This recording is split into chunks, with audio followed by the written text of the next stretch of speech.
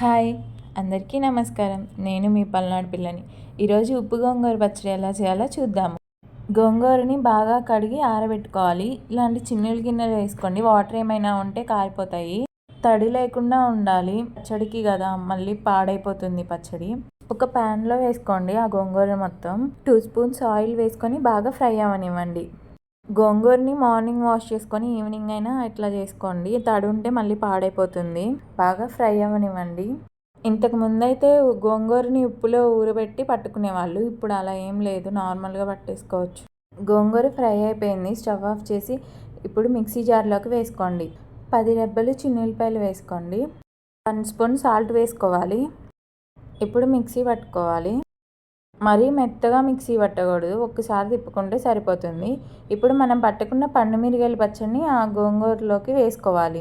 మనం పండుమిర్చి పచ్చడి పడతాం కదా, ఆ పచ్చడిని వేసుకోవాలి. ఒకసారి మిక్సీ వేయండి, సరిపోతుంది, ఎక్కువ తిప్పకండి.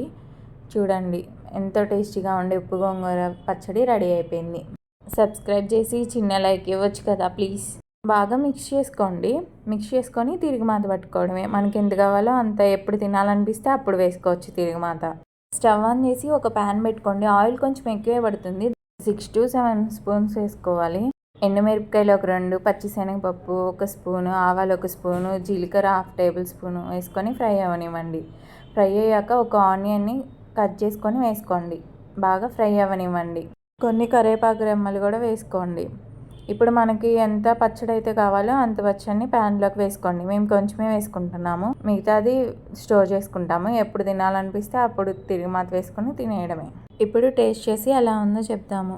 చాలా బాగుంది, మీరు కూడా ట్రై చేయండి. Thank you.